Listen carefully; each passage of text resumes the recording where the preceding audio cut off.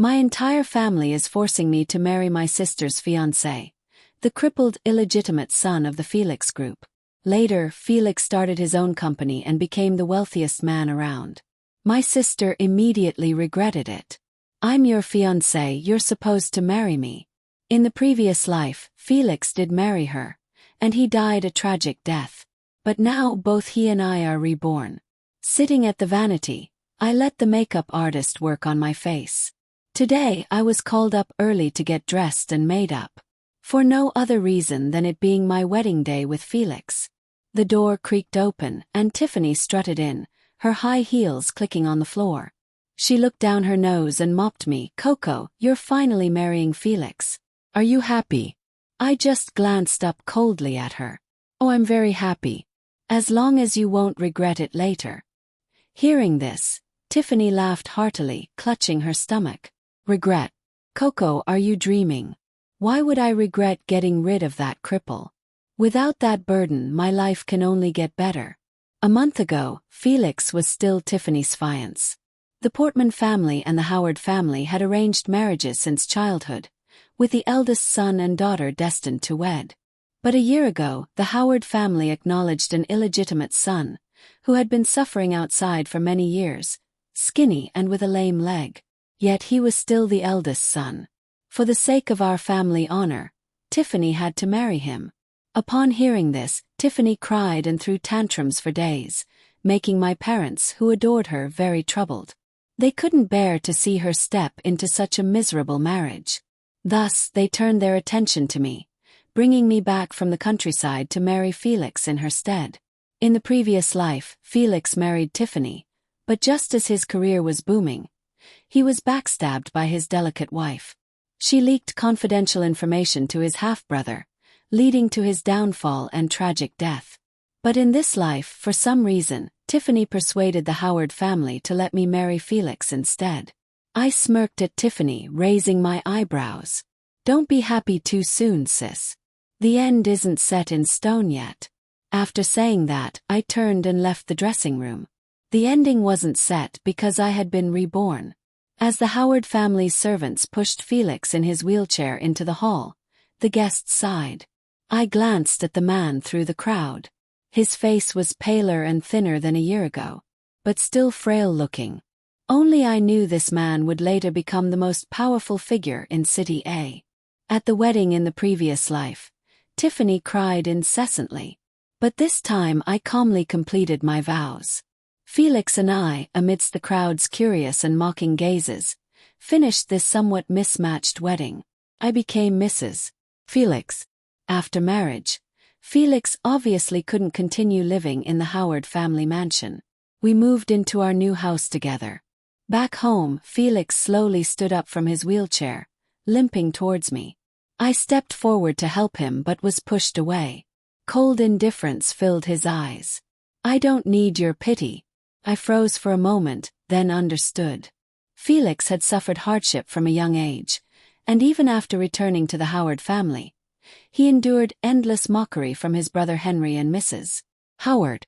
Under such circumstances, he naturally grew sensitive and fragile, ignoring his resistance. I helped him to the sofa. "Since we are married, we are one family now. There's no need to reject my help." Surprised by my words, a certain warmth flickered in his eyes, making them softer. Satisfied, I smiled. Anyone who suffered so much would be deeply touched by their first taste of kindness, since I decided to be a good Mrs. Felix and use his power to take down the family that used me, the Portman family. I had to win Felix over. The next day, Felix and I visited the Howard family mansion to see his parents. The Howards were even more prestigious than the Portmans. If it weren't for the arranged marriage from years ago, the Portman family wouldn't have been able to reach their level. Mr. Howard greeted us warmly, inviting us to sit and chat. He felt he owed Felix and always wanted to make up for it in the previous life. During Felix's struggle with Henry, Mr. Howard supported Felix. Unfortunately, Henry's maternal family was powerful and they held key information, allowing Henry to narrowly win and utterly destroy Felix. Mrs. Howard, however, was clearly displeased with our visit. Covering her nose, she coughed dramatically. If the sick person stayed home and recuperated, it wouldn't matter. But spreading your germs and bad luck to others is unacceptable. My Henry can't handle that kind of crap. Henry glanced provocatively at Felix. Felix turned pale, but he didn't say anything. He was used to this kind of mockery and insult. Mr. Howard furrowed his brow and glanced at Mrs. Howard but said nothing. Bringing an illegitimate child home and acknowledging him was already a stretch. So he could only privately encourage Felix to endure their mother and son sarcasm. I openly gave Felix a piece of meat and smiled, chiming in, "Yes, honey, you should eat more to recover. We still need to have babies in the future." My boldness left everyone at the table stunned, not expecting me to so quickly embrace my role as Mrs. Howard. Felix was momentarily taken aback, but then understood I was helping him out. He smiled back at me and gave me some food in return.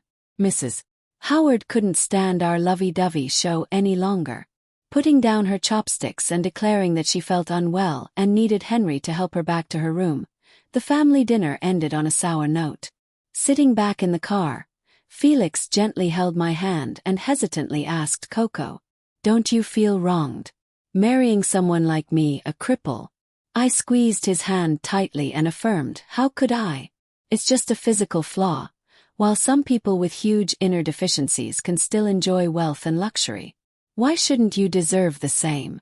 I thought of my tragic past life, my eyes darkening. I vowed to help Felix change his fate this time, to support his career, and to make those who looked down on us regret it, ensuring those who harmed us paid the price. Peace didn't last long before Tiffany came looking for me. When the receptionist called to tell me Tiffany was here, I instinctively frowned. It was like a weasel paying a New Year visit to a hen. She obviously had no good intentions, but I couldn't refuse. So I let the receptionist show her in. Prepared to deal with whatever came my way, Tiffany still carried herself with arrogance. She casually tossed her designer bag onto my desk, scattering my design drafts all over the floor. I frowned and asked Miss Tiffany, "What brings you here today?"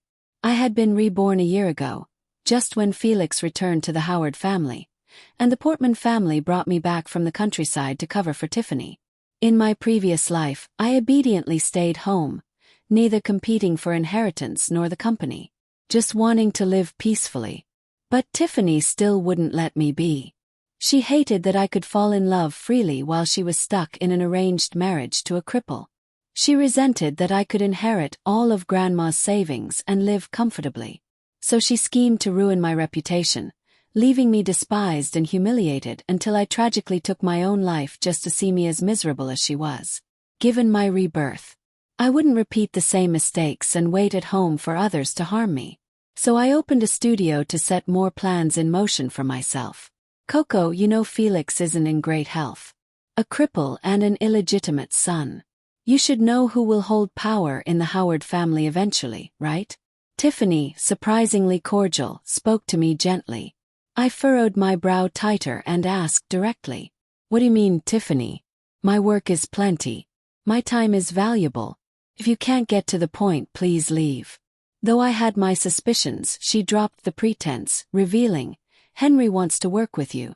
You know, despite being the second son, he's got strong support from his mother's side. It's almost certain he'll come out ahead in the future battle for control of F Group." Oh, I raised an eyebrow, leaned back and asked, "Why would Henry want to work with me then?" Despite lacking maternal support, it's clear Mr. Howard dotes on Felix. Tiffany, irritated, retorted, "No matter how much Mr. Howard dotes on him, he wouldn't hand everything to A.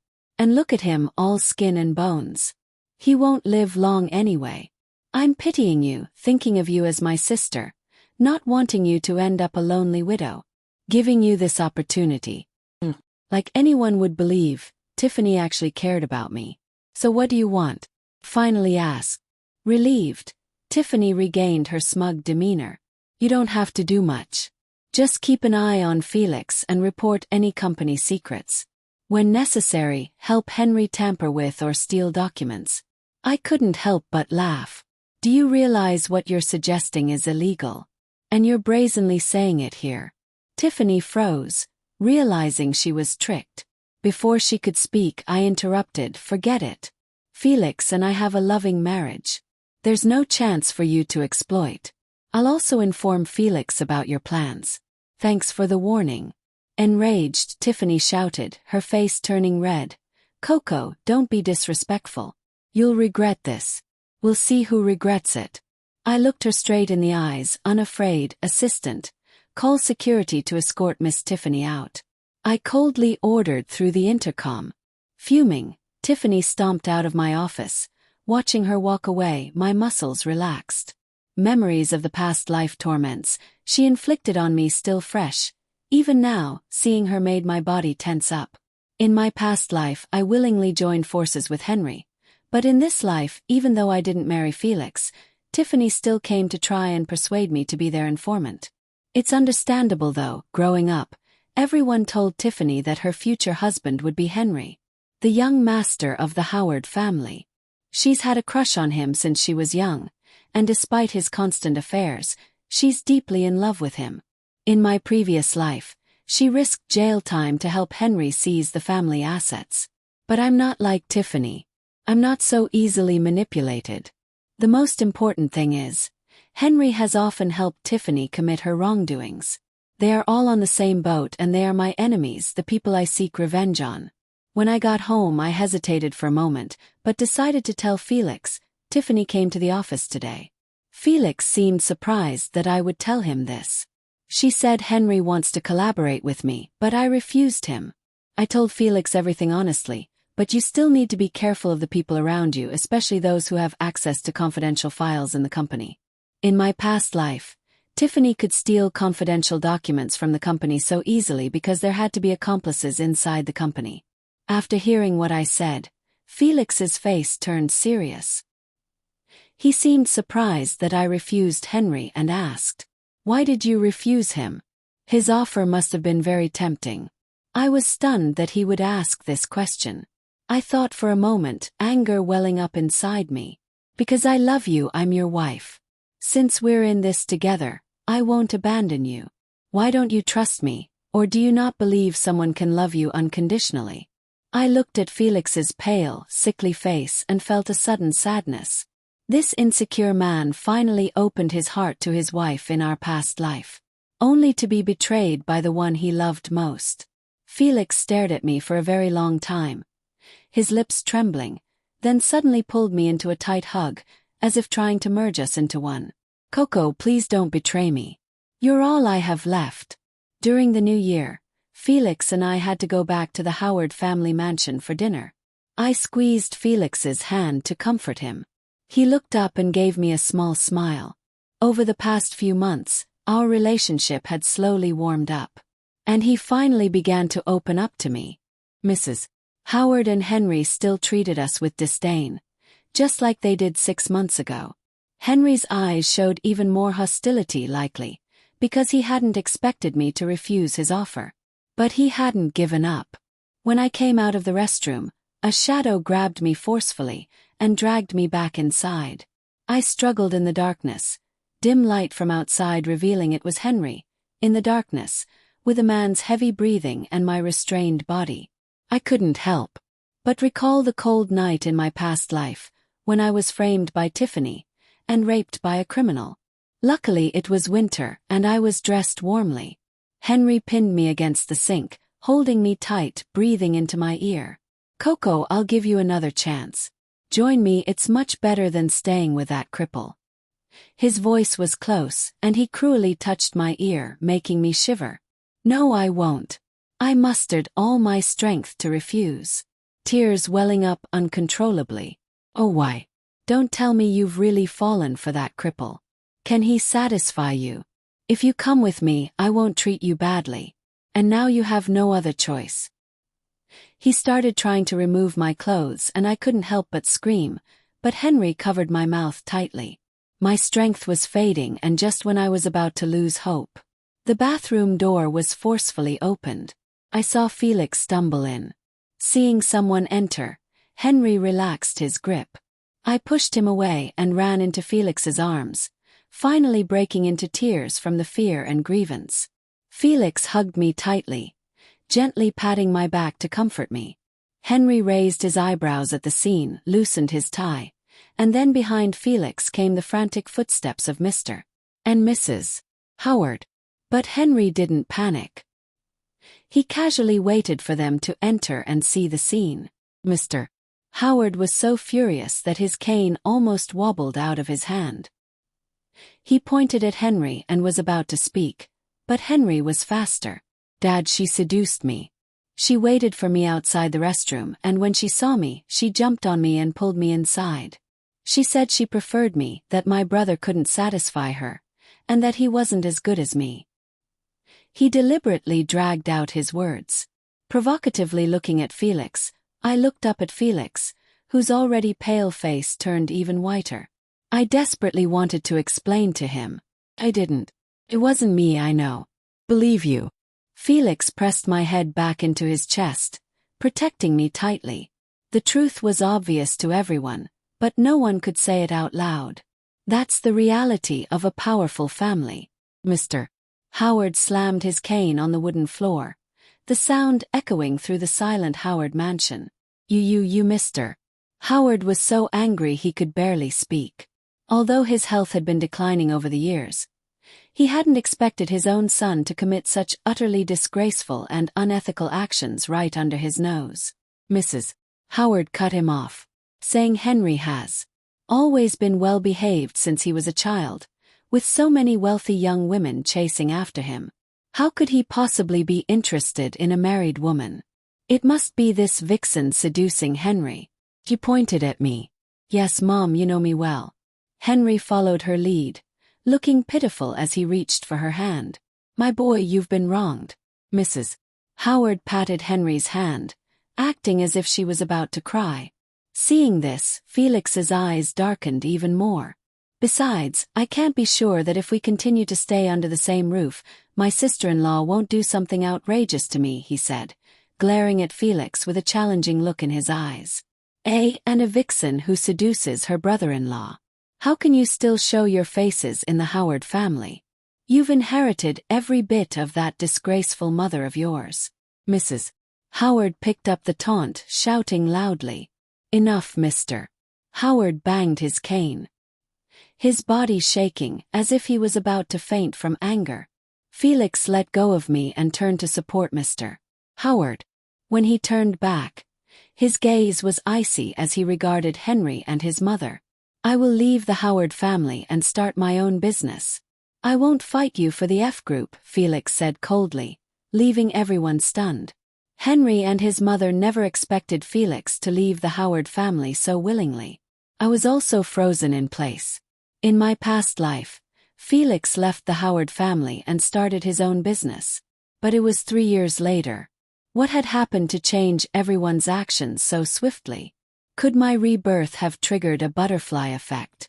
But I hadn't done anything at all. After leaving the mansion, my relationship with Felix deepened. In critical moments, I could see his concern for me. He noticed both Henry and I were missing from the banquet, and feeling something was wrong, rushed to rescue me without even bothering to grab his cane or wheelchair. Once Felix left the Howard family and started his own business, I could easily see he felt more relaxed, possibly, because he no longer had to endure the constant jabs and pressure from Henry and his mother. With Mr. Howard's help, Felix's company was successfully established, and began to operate smoothly. In less than 2 years, Felix had made a name for himself in City A. People said he had a shadow of Mr. Howard in his heyday. At the beginning of the year, there was an auction, and Felix took me to attend it. I was browsing through the auction catalog when I felt a sense of familiarity. Today's first item for auction was piece of land at the suburban sewage treatment plant, presented as the opening item. The suburban sewage treatment plant. I suddenly looked up, remembering in my previous life, not long after the auction, the government designated this area as the site for a new metro station. It was not only a crucial part of the metro line, but also a connecting point between City A and City B. The government ended up buying the land for several times the auction price. I was about to turn to tell Felix to bid for the land, when he had already raised his paddle. 1 million. The crowd was in an uproar. Everyone knew the suburban sewage treatment plant had been abandoned for years and the land was polluted. It was useless for agriculture, forestry, animal husbandry, or fishing, and being in the suburbs meant no one would go there. Naturally, no one was going to outbid him for this piece of wasteland. Henry, sitting in the front row, also turned to watch the spectacle. Our eyes met his filled with mockery. Felix didn't make another bid for the rest of the auction. When the event was over and people were leaving, Henry blocked our way. He looked down at us and sneered. "You waste the old man's money on worthless land. The old man must be truly blind to think you could be his successor." His tone was laced with jealousy. Felix ignored him, not even sparing him a glance, and took my hand as we left through another door, leaving Henry seething and pounding the seat behind us when the abandoned sewage treatment plant was eventually bought by the government for 5 million. Henry was furious, but how did Felix know this land would become so valuable? A strange feeling suddenly stirred in me from agreeing to change the marriage arrangement to bidding on the sewage treatment plant. The real changes in the story's direction didn't come from me. All of the butterfly effects originated from Felix. A terrifying suspicion crossed my mind. Could Felix have also been reborn? If I could be reborn, so could he. After all, we both met tragic ends in our past life. After this thought took root, I kept testing Felix. But Felix was meticulous in everything he did, never leaving me any openings to test him. After the sewage treatment plant incident, which not only netted us a profit of 4 million, but also gained Felix admiration from other companies and some veterans, more shareholders within the F Group began to want him to take over the company. In such a situation, Tiffany and Henry grew increasingly restless. One day, as I brought Felix lunch, I happened to catch Tiffany coming to see him at the office. Felix and I exchanged glances. I was suddenly curious about what Tiffany wanted with him, so I hid behind the door. Sitting on the sofa and snacking while waiting for her to come up, the door creaked open. I couldn't see their figures or expressions, but I could hear everything clearly. "Felix." Tiffany's voice was so sweet it gave me goosebumps. After some hurried footsteps, Felix's cold voice sounded. "Miss Tiffany, stop. It's inappropriate for a man and woman to be so close, especially when I'm married. To your sister, no less.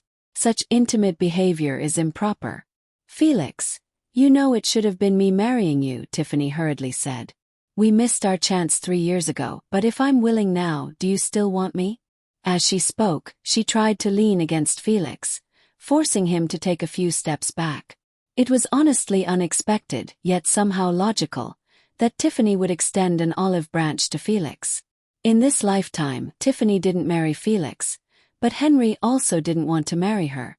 After all, he had his pick of women, and she was just the plainest one among them. Besides, now that she had no use to him, it was obvious he'd discard her like she was nothing. I even doubted if Henry had an affair with Tiffany in the past, just because of the sister-in-law title. So Tiffany was in a panic. Henry didn't want to marry her. She needed to find someone else quickly. It's been 3 years. She's older now. And even though Henry never publicly acknowledged her, everyone in the elite circle knew about their affair. Who would want a used-up woman? What surprised me was that she'd actually go after the crippled guy she once looked down upon. Maybe I was cracking the seeds a bit too loudly. Tiffany suddenly yelled in my direction, Who's there?" I walked out from behind the door, innocently spreading my hands to show the seeds. "You. What were you eavesdropping on? What did you hear?" Tiffany snapped, flustered and furious.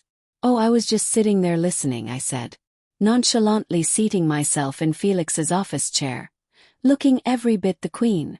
"I heard you want to be Felix's concubine. Is that right? Or mistress, concubine? Don't insult me, Coco." Tiffany, enraged, tried to hit me, but Felix pushed her back steadily. "Oh, did I get it wrong? You just want to share a husband with a sister, right? That's a concubine in ancient times," I said. But Felix can't decide that. I make the decisions in our house. I continued while lounging in the chair. Felix smiled indulgently at me and didn't argue. You should ask me. After all, in ancient times, the main wife oversaw taking concubines. I looked at her challengingly. Tiffany, knowing she had no standing, stormed out of Felix's office, slamming the door in frustration. Did I say something wrong, honey? I asked Felix, batting my eyelashes. Felix patted my head tenderly and said, whatever my wife says is right. Then he added, but your husband here won't take any concubines. Meanwhile, Henry was even more desperate than Tiffany. Over the past 2 years, Mr. Howard's health had deteriorated, and most company affairs were managed by Henry. But like in the past, he could barely maintain the status quo, and was even showing signs of decline. Under such circumstances, shareholders demanded Felix return and take over, replacing Henry. Although Felix left the Howard family to start his own business, after being recognized, he still had equal inheritance rights as Henry. Legally, he was still qualified to compete for the company. So Henry panicked. Felix and I were woken up by an urgent phone call from Henry. We exchanged worried glances. As expected, Henry's anxious voice came through the receiver. Stark against the quiet night. Dad's not going to make it. He wants to see you one last time. Come home quickly. We hurriedly got dressed and drove to the Howard family estate. Mr. Howard had a few more years in the previous life, but due to a series of butterfly effects, almost everything had been accelerated in this world. His critical condition was anticipated. The Howard family estate was brightly lit and bustling with people, the entire atmosphere tense. Felix held my hand tightly as we walked in. I could feel his palms sweating. Mr.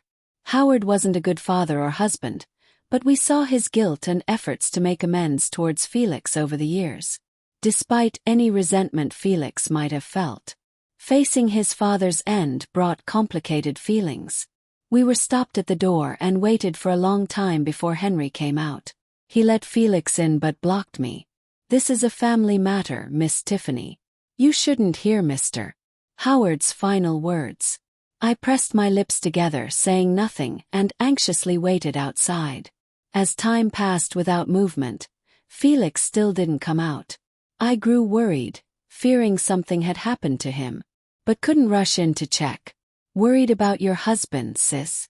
Henry's now calm voice came from behind me. The urgency from earlier was gone. I glared at him, ignoring his taunt. He wasn't annoyed, just smiled and continued. 3 years ago you turned me down here. I wonder if you'll regret it after tonight. A chill ran down my spine, sensing something was amiss. Just then, a familiar figure whispered something to Henry. The man wore a bent baseball cap that obscured his face, but his build and profile seemed familiar. At that moment, a few police officers suddenly barged in, showed their badges and said, "We're from the police department. We received a tip that Mr. Felix is involved in tax evasion and money laundering. There's substantial evidence. Mr.